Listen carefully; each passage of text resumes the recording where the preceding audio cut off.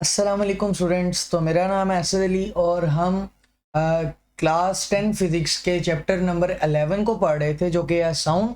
हमने इसका पहला लेक्चर अपलोड कर दिया था। दूसरा लेक्चर एक इम्पोर्टेंट लॉन्ग क्वेश्चन है और जिसका नाम है characteristics of sound. Characteristics of sound board में एक इम्पोर्टेंट लॉन्ग क्वेश्चन की सूरत में आता है और इस लॉन्ग क्वेश्चन के कुल मिलाकर 3 पार्ट्स हैं।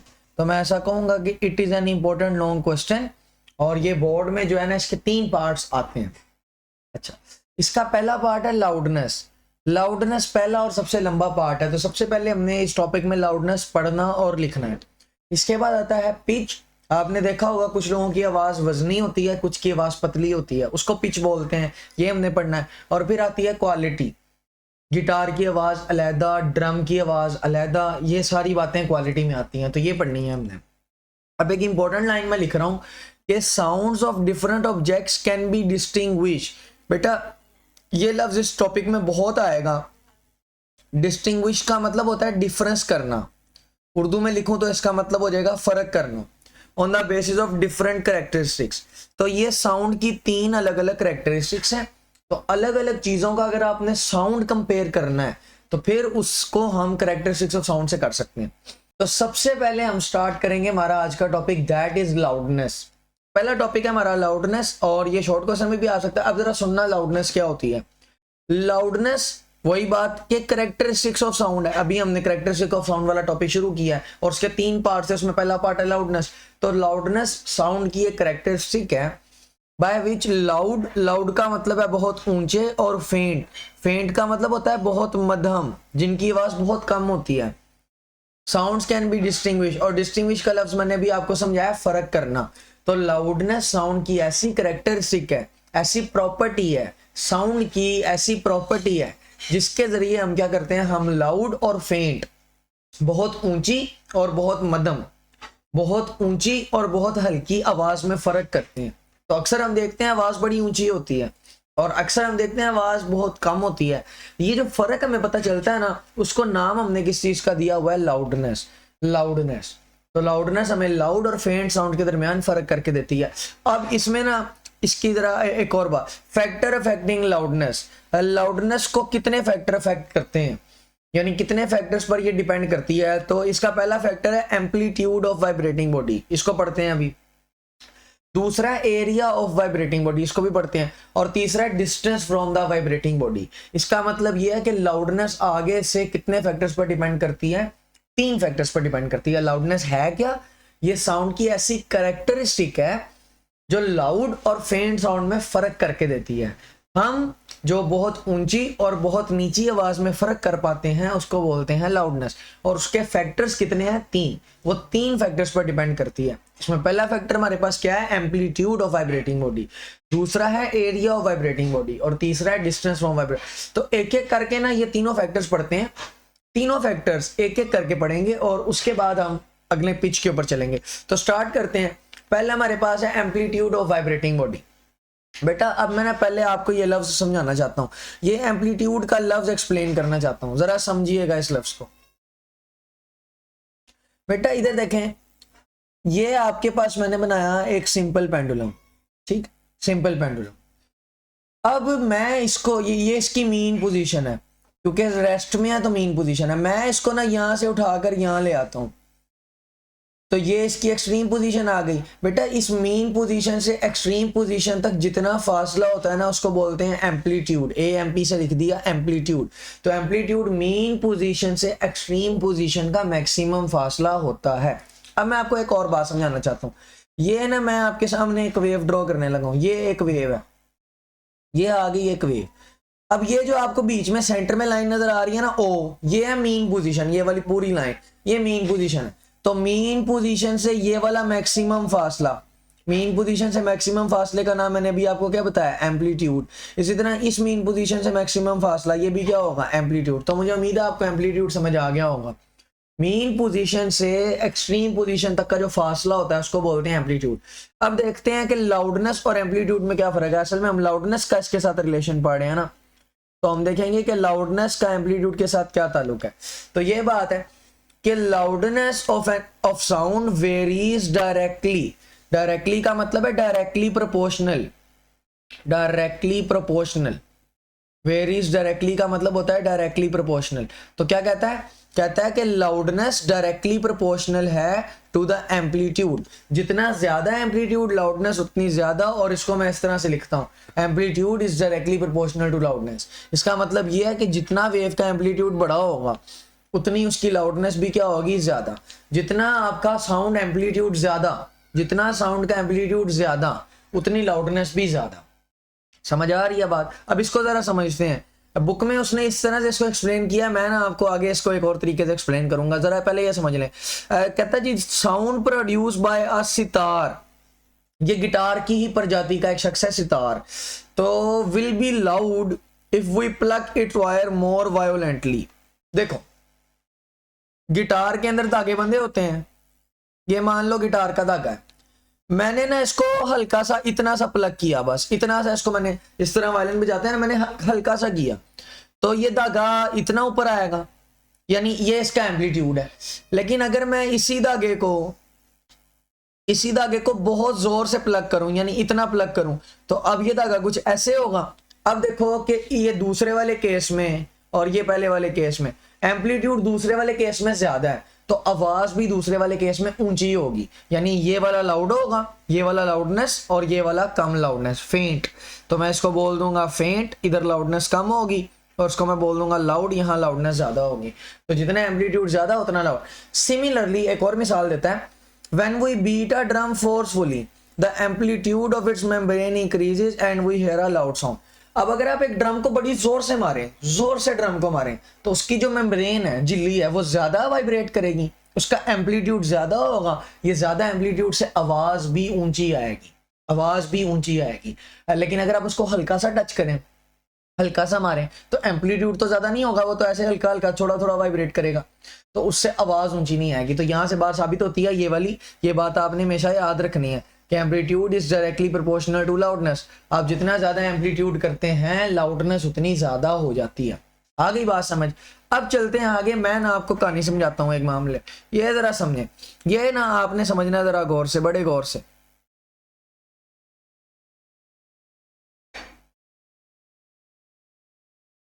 जी बच्चों देखो, अब ना यहां पर ना मैंने मान लो कि ये ड्रम का साउंड है और मैंने उसकी वेव बनाई हुई है, ड्रम का साउंड है और मैंने उसको उसकी वेव अब ना ऊपर वाली वेव में मैंने ड्रम को हल्का सा टच किया है, यहां पर मैं लिखता हूं हल्का सा टच, ऊपर मैंने हल्का सा टच किया, बहुत ज्यादा जोर से नहीं मारा। और इधर मैं बोलूंगा कि जोर से टच किया, यानी ऊपर वाले केस में मैंने ड्रम को सिर्फ हल्की सी थोड़ी मारी है, और नीचे वाले केस में मैंने ड्रम को बहुत जोर से थोड़ी मारी है। अब आप वेव का एम्पलीट्यूड देखें, यहां पर अगर आप गौर से देखें तो एम्पलीट्यूड इतना सा है, बस छोटा सा एम्पलीट्यूड है। इधर आप देखें तो एम्पलीट्यूड कितना ज्यादा है, और मैंने आपको बताया जितना एम्पलीट्यूड ज्यादा होता है लाउडनेस उतनी ही क्या होती है, ज्यादा। इसका मतलब जहां एम्पलीट्यूड ज्यादा है वहां लाउडनेस क्या होगी, ज्यादा होगी, और जहां एम्पलीट्यूड कम है वहां लाउडनेस क्या होगी, कम। तो यहां पर देखो एम्पलीट्यूड कम है तो साउंड कैसा है, सॉफ्ट, यानी मैं ऐसा बोल रहा हूं कि यहां पर लाउडनेस कैसी है, लाउडनेस कम है। लाउडनेस कम का मतलब होता है साउंड कैसा होगा, फेंट। इधर देखो तो एम्पलीट्यूड बहुत बड़ा है, इसलिए ये देखो ये क्या लिखा है, लाउडर साउंड, साउंड लाउड होगा। लाउडनेस ज्यादा, मैं यहां पर लिख देता हूं इस केस में, यहां पर लाउडनेस बहुत ज्यादा, और अगर लाउडनेस ज्यादा तो साउंड भी फेंट नहीं होगा बल्कि कैसा होगा, लाउड। तो ये एम्पलीट्यूड का ताल्लुक हमने पढ़ दिया सॉफ्ट एंड लाउड साउंड्स के साथ, ठीक है जी। तो ये समझ आ गया आपको? चलें चलें बेटा, हम पढ़ रहे थे कैरेक्टरिस्टिक्स ऑफ साउंड, उसकी 3 कैरेक्टरिस्टिक्स थी, लाउडनेस, पिच, क्वालिटी। पहले नंबर पर हम पढ़ रहे थे लाउडनेस। लाउडनेस में हमने पढ़ा कि लाउडनेस के 3 फैक्टर्स हैं, एम्पलीट्यूड, एरिया और डिस्टेंस। एम्पलीट्यूड पढ़ लिया, अब बात आती है एरिया की, area of the vibrating body. देखो जो बॉडी वाइब्रेट कर रही है साउंड तो उसी ने पैदा करना है। अब जितना ज्यादा एरिया, जितनी बड़ी बॉडी, उसमें साउंड की लाउडनेस भी उतनी क्या होगी, ज्यादा। ये बात जरा समझिएगा, यहां पर मैंने लिखी है, कहता है जी कि loudness of the sound, sound की लाउडनेस की तो बात कर रहे हैं हम। एक मिनट जरा दीजिएगा मुझे। Loudness of the sound, sound की लाउडनेस वेरीज डायरेक्टली, फिर वही बात, डायरेक्टली प्रोपोर्शनल है to the area of the vibrating body. तो लाउडनेस डायरेक्टली प्रोपोर्शनल है एरिया के। तो इस बात को मैं कुछ ऐसे लिख सकता हूं आपके सामने कि area is directly proportional to loudness. जितना बड़ा एरिया होगा उसमें से साउंड की लाउडनेस भी उतनी क्या होगी, ज्यादा। यही वजह है कि जो बड़ा ड्रम होता है उसका एरिया बड़ा होता है तो लाउडनेस क्या होती है, बड़ी होती है। जो छोटा ड्रम होता है उसका एरिया कम तो लाउडनेस भी कम। अच्छा अब जरा समझिएगा। For example sound produce by a large drum is louder. बड़े ड्रम से साउंड लाउडर होती है than the small one because of its large vibrating area. तो बड़े ड्रम का एरिया बड़ा होने की वजह से उसमें साउंड की लाउडनेस भी बड़ी, क्योंकि डायरेक्टली प्रोपोर्शनल है। अच्छा अगर हम एक ट्यूनिंग फोर्क और रबर पैड से हिट करें, ये आपके सामने मैं ना यहाँ पर एक ट्यूनिंग फोर्क बना रहा हूँ, ये आगे ट्यूनिंग फोर्क, मैंने इस ट्यूनिंग फोर्क को हिट किया तो आप जानते हैं कि साउंड पैदा होगा, लेकिन वो बड़े करीब ला के, मतलब अगर ये ट्यूनिंग फोर्क है मैंने इसको हिट किया, साउंड पैदा होगा लेकिन मुझे तभी सुनाई देगा जब मैं उसको अपने कान के पास लाऊंगा। बात समझ रहे हैं? लेकिन अगर मैं ऐसी वाइब्रेटिंग ट्यूनिंग फोर्क को एक सरफेस के ऊपर रख दूं, बेंच के ऊपर, तो हमें लाउडर साउंड मिलेगा। यानी मैं इसी को एक बेंच के ऊपर रख दूं, ये मेरा आ गया बेंच। अगर मैं इसी को बेंच के ऊपर, तो पहले तो सिर्फ ये वाइब्रेट कर रहा था, अब क्योंकि बेंच पे बड़ा हुआ है तो बेंच भी साथ क्या करेगा, वाइब्रेट। और बेंच का एरिया ट्यूनिंग फोर्क से बहुत बड़ा होता है तो बेंच भी वाइब्रेट करने लग गया, बड़ा एरिया वाइब्रेट करने लग गया। और ऊपर देखो इक्वेशन में क्या लिखा, एरिया बड़ा तो लाउडनेस भी बड़ी, ठीक है ना। तो from this we can conclude that loudness increases with the area of the vibrating body. अगर एरिया बड़ा होगा तो लाउडनेस बड़ी, अगर एरिया कम तो लाउडनेस कम। मैं ना आपको ये बात इस तरीके से जरा समझिएगा, मैं ना बात समझाना चाह रहा हूं आपको। ये ना दो ड्रम है, ये स्मॉल ड्रम है, ये ड्रम स्मॉल है, अच्छा, और ये ड्रम आपके सामने बहुत बड़ा ड्रम है, this is a large drum. तो मैंने दो ड्रम आपके सामने बना दिए, एक है बड़ा छोटा सा ड्रम, एक है बहुत बड़ा सा ड्रम। अब जो स्मॉल ड्रम है आप सीधी सी बात जानते हैं इसका एरिया ज्यादा है, और जो लार्ज ड्रम है उसका एरिया ज्यादा है, और जो स्मॉल ड्रम है ना उसका एरिया कम है। सॉरी, तो स्मॉल ड्रम छोटा है उसका एरिया कम है, लार्ज ड्रम बड़ा है उसका एरिया बड़ा है। अब मैंने आपको लास्ट टाइम क्या बताया कि जितना एरिया ज्यादा उतनी लाउडनेस ज्यादा। तो इसका एरिया क्योंकि ज्यादा है तो जाहिर सी बात है इसमें लाउडनेस भी बहुत ज्यादा होगी, ये बड़ा ऊंचा साउंड पैदा करेगा। और इसमें एरिया कम है तो सिंपल सी बात है कि इसमें लाउडनेस जो है वो भी क्या होगी, कम, यानी ये बहुत कम साउंड पैदा करेगा। तो ये हो गया लाउडनेस का एरिया के साथ।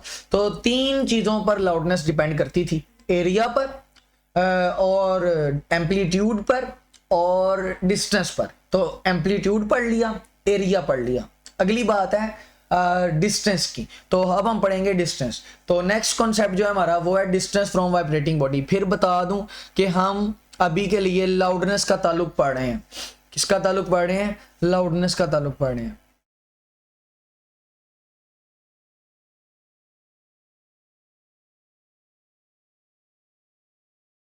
तो अभी जो है ना हम, एक मिनट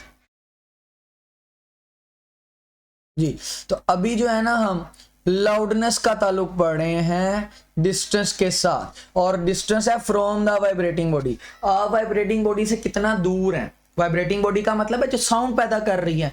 तो जहां पर साउंड पैदा हो रहा है आप उससे जितना दूर चले जाएं तो आवाज तो कम होती जाती है। इसका मतलब है कि जितना डिस्टेंस ज्यादा आवाज उतनी कम।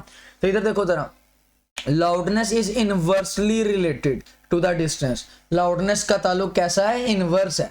यानी यहां पर देखो तो मैं ऐसा लिखूंगा, loudness is inversely proportional to distance. Loudness distance के इनवर्सली प्रोपोर्शनल है, जिसका मतलब ये है कि जितना दूर जाऊंगा डिस्टेंस बढ़ेगा तो लाउडनेस उतनी क्या होगी, कम। समझ आ रही है बात? चलें, तो अब ना मैं आपको ये बात एनिमेशन के जरिए समझाऊंगा, ये बात आपको मैं एनिमेशन के जरिए समझाना चाहता हूं।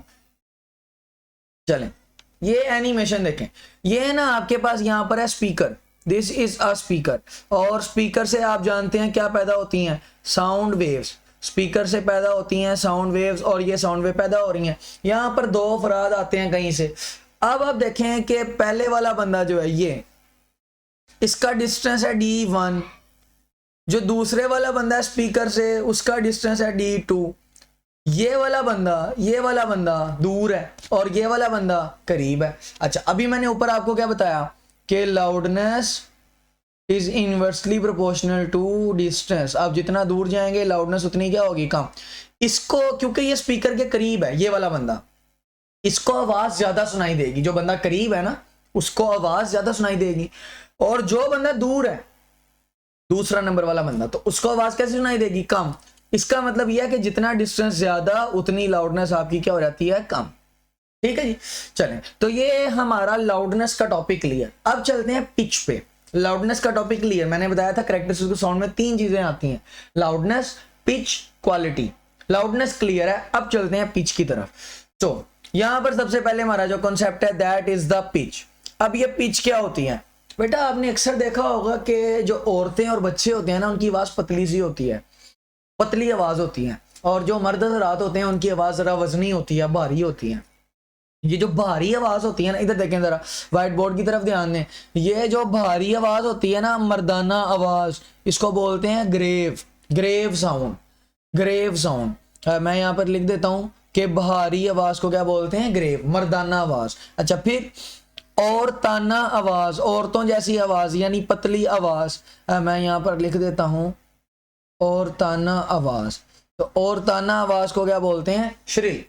तो 2 तरह की साउंड्स हैं, ग्रेव और श्रिल। तो ग्रेव साउंड भारी साउंड को बोलते हैं यानी मर्दाना आवाज को, और श्रिल साउंड औरताना आवाज को बोलते हैं। अब हम औरतों की आवाज और मर्दों की आवाज में फर्क कर लेते हैं। बेटा वो जिस चीज से हम फर्क करते हैं ना उसका नाम हमने क्या रखा हुआ है, पिच। पिच, तो pitch is the characteristics of sound. Pitch sound की कैरेक्टरिस्टिक्स है by which we can distinguish, जिसमें हम फर्क कर सकते हैं between shrill and grave sound. तो आपके पास भारी और पतली आवाज में जो आप फर्क करते हो ना, उस फर्क करने वाली चीज को क्या बोलते हैं, पिच। अब समझना जरा, ये बड़ी ही इंपॉर्टेंट बात है। It depends upon frequency. ये किस पर डिपेंड करती है, फ्रीक्वेंसी पर। और आप फ्रीक्वेंसी को पढ़ चुके हो। फ्रीक्वेंसी का मतलब होता है नंबर ऑफ वेव्स पर सेकंड। किसी खास टाइम में जितनी ज्यादा वेव्स गुजरती हैं ना, फ्रीक्वेंसी उतनी ज्यादा होती है। मिसाल के तौर पर यहां पर मैं आपके सामने एक वेव बनाता हूं, ये एक वेव है। अच्छा, इधर भी मैं आपके सामने एक वेव बनाता हूं। अब नीचे वाली में देखें तो बहुत ज्यादा वेव्स हैं, उसी टाइम में उसी एरिया में नीचे वाले ग्राफ में बहुत ज्यादा वेव्स हैं, और ऊपर वाले ग्राफ में तो एक वेव है, सॉरी 2 वेव्स हैं। इसका मतलब यहां पर वेव्स कम है, इसको बोलते हैं लो फ्रीक्वेंसी। और यहां पर वेव्स ज्यादा हैं, इसको क्या बोलते हैं, हाई फ्रीक्वेंसी। और ये जो पिच है ना, ये लो फ्रीक्वेंसी और हाई फ्रीक्वेंसी पर डिपेंड करती है। यानी जो मर्द होते हैं ना उनकी आवाज की फ्रीक्वेंसी थोड़ी सी फर्क होती है, और औरतों की आवाज की फ्रीक्वेंसी थोड़ी सी फर्क होती है। यानी दोनों की आवाज की फ्रीक्वेंसी में फर्क होता है, जिस वजह से हमें आवाज एक पतली लगती है, एक मोटी लगती है या भारी लगती है। अच्छा, अब हाई फ्रीक्वेंसी कौन सी वेव है, ये वाली जिसमें वेव ज्यादा है। हाई फ्रीक्वेंसी का मतलब है पिच भी कैसी होगी, हाई। यहां का मतलब ये है कि pitch is directly proportional to frequency. जितनी ज्यादा फ्रीक्वेंसी पिच उतनी ज्यादा। तो हाई फ्रीक्वेंसी का मतलब पिच कैसी होगी, हाई। और हाई पिच का मतलब ये है कि आवाज आएगी श्रिल। हाई पिच का मतलब है आवाज आएगी श्रिल, यानी औरतों जैसी, वुमेन, और यानी बच्चों जैसी, चिल्ड्रन। तो श्रिल आवाज औरतों और बच्चों की होती है, वुमेन और चिल्ड्रन की होती है। तो अगर इधर देखो, अगर फ्रीक्वेंसी हाई तो पिच भी हाई, फ्रीक्वेंसी हाई तो पिच भी हाई, जिसका मतलब यह है कि आवाज आएगी श्रिल, औरतों वाली। अच्छा, अब अगर फ्रीक्वेंसी लो फ्रीक्वेंसी ये वाली है, ये वाली जिसमें वेव्स कम है। अच्छा, लो फ्रीक्वेंसी का मतलब है पिच भी कैसी होगी, लो, और उसका साउंड कैसा होता है, ग्रेव। और ग्रेव साउंड किनका होता है, आदमियों का, मैन का। ठीक है, अब मैं ना आपको डायग्राम के जरिए से थोड़ा सा समझाता हूं। देखें जरा, यहां पर ये डायग्राम में अगर आप गौर करें, इधर तो फ्रीक्वेंसी हाई है, इधर फ्रीक्वेंसी हाई है। मैं लिख देता हूं जी, इधर हाई फ्रीक्वेंसी है, हाई। अच्छा, मैंने आपको क्या बताया, हाई फ्रीक्वेंसी है, इसका मतलब कि पिच भी कैसी है, हाई पिच है। अगर हाई पिच है तो आवाज कैसी होगी, श्रिल। तो ये वाली पहली साउंड कैसी है, श्रिल। अच्छा, इधर देखें तो वेव्स कम है, ये उसने लिखा भी है low frequency wave. Low frequency wave का मतलब है कि आपकी पिच भी कैसी होगी, low pitch. Low frequency low pitch, high frequency high pitch, और high pitch shrill, low pitch grave. मैं आपसे पूछता हूं, मुझे बताएं इन दोनों में से, ऊपर वाली और नीचे वाली वेव में से, मर्द की आवाज कौन सी है, औरत की आवाज कौन सी है, गैस करें। तो आपको पता है कि श्रिल आवाज औरतों की होती है तो ये औरतों की है, ग्रेव आवाज मर्दों की होती है तो ये किसकी है, मर्दों की है। चले अगली चीज के ऊपर चलते हैं जिसको बोलते हैं क्वालिटी। क्वालिटी बेटा अब ना बात सुन लेना, अभी सबसे पहले हमने क्या पढ़ा है, लाउडनेस। क्या पढ़ा है, लाउडनेस। फिर हमने क्या पढ़ा है, पिच। पिच किस पर डिपेंड करती है, फ्रीक्वेंसी पर, यानी लाउडनेस पढ़ी है और दूसरी चीज जो पढ़ी है वो है पिच, जो किस पर डिपेंड करती है, फ्रीक्वेंसी पर। अब अगर लाउडनेस में फर्क हो तो आवाज में फर्क पता चलता है, अगर फ्रीक्वेंसी में फर्क हो तो पिच में फर्क आ जाता है, फिर भी आवाज में फर्क पता चलता है। लेकिन मैं आपसे कहता हूं जी कि अगर ये दोनों सेम हो जाए, अगर ये दोनों क्या हो जाए, सेम, तो क्या फिर भी आपको आवाज में फर्क पता चले? तो मैं आपसे एक सिनेरियो इमेजिन करता हूं, मान लें कि एक कमरे में ढोल, वायलिन और पियानो बज रहा है। पहले ढोल बजता है, आप कमरे के बाहर हैं, आपको नहीं पता क्या बजा है, लेकिन आप आवाज से बता सकते हैं कि क्या बचा है, ड्रम। आपके सामने वायलिन बजता है, आप कमरे के बाहर हैं लेकिन आप फिर भी बता सकते हैं वायलिन बजा है। आप कमरे में पियानो बजता है, आप कमरे से बाहर हैं फिर भी बता सकते हैं पियानो बजा है।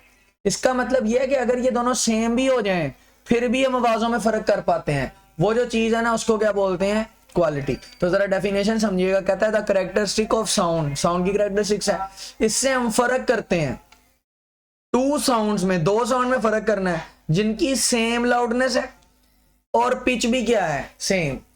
पिच मतलब फ्रीक्वेंसी, तो सेम लाउडनेस और सेम पिच है, फिर भी अगर हम फर्क कर पा रहे हैं तो वो किस वजह से हो सकता है, क्वालिटी। मिसाल के तौर पर ये आपके पास ट्यूनिंग फोर्क है, अभी देखो ये यहां से देखो, ये एक वेव, ये दो वेव और ये आपके पास आई तीन वेव। यहां में मैं कहूंगा तीन वेव्स हैं, और सिंपली देखो नीचे भी तीन है और सारी डायग्राम में तीन तीन वेव है। तीन तीन वेव का मतलब है कि फ्रीक्वेंसी सबकी क्या है, सबकी फ्रीक्वेंसी क्या है, सेम है ना। अच्छा फिर आप देखें कि एम्पलीट्यूड भी सबका सेम है, सारी वेव्स इक्वल ऊंची हैं, इक्वली नीची हैं, यानी फ्रीक्वेंसी सेम है, एम्पलीट्यूड सेम है। और एम्पलीट्यूड सेम होने का मतलब क्या सेम है, लाउडनेस सेम है। लेकिन आप फिर भी देखो इनकी जो वेव की शक्ल है, बेटा ये जो वेव की शक्ल होती है ना इसको बोलते हैं वेव फॉर्म। वेव की शक्ल को क्या बोलते हैं, वेव फॉर्म। अब देखो सबकी वेव फॉर्म अलग है, इसकी बिल्कुल प्लेन है, ट्यूनिंग फोर्क की बिल्कुल प्लेन है। फ्लूट, बांसुरी की देखो तो थोड़ा सा इसमें फर्क है। और क्लैरिनेट, शहनाई को बोलते हैं क्लैरिनेट, तो इसकी और यानी इनकी वेव फॉर्म अलग है। ये अलग वेव फॉर्म होने की वजह से आवाज भी अलग अलग महसूस होती है, और इस अलग अलग महसूस होने को क्या बोलते हैं, क्वालिटी। अब ये ट्यूनिंग फोर्क कैसी दिखती है, ये ऐसी दिखती है, एक मिनट दें जरा। तो ये आपके पास क्या है, ट्यूनिंग फोर्क, ये अच्छा ये आपके सामने आ गई फ्लूट, बांसुरी, इसकी वेवफॉर्म भी आपने याद रखनी है। अच्छा और क्लैरिनेट, शहनाई, ये इस डिवाइस को बोलते हैं, ये भी बजाया जाता है, इसमें से भी म्यूजिक निकलता है, क्लैरिनेट, तो इसकी वेव भी आपके सामने। तो वेव फॉर्म में फर्क है इनका। तो ये हमारा आज का लेक्चर था जिसमें हमने कैरेक्टरिस्टिक्स ऑफ साउंड पढ़ा एज अ लॉन्ग क्वेश्चन। जैसे मैंने यहाँ पर लिखा हुआ है लैपटॉप में, आपको स्क्रीनशॉट पे मैंने दिखाया, अगर आप पेपर में एज इट इज लिख दें तो तब भी आपको पूरे मार्क्स मिल जाएंगे। डायग्राम सारी बना लीजिएगा जो मैंने बनाई हुई हैं, सिवाय ये शहनाई, ट्यूनिंग फोर्क वगैरह के, क्योंकि ये तो आप बना नहीं सकते। वेव्स आपने जरूर बनानी है जो जो मैंने बनाई थी, तो आपका ये लॉन्ग क्वेश्चन पूरा हो जाएगा। आज के लेक्चर में इतना ही, साउंड के अगले लेक्चर में मिलेंगे जिसमें हम पढ़ेंगे इंटेंसिटी ऑफ साउंड। आज के लिए इतना ही, अल्लाह हाफिज।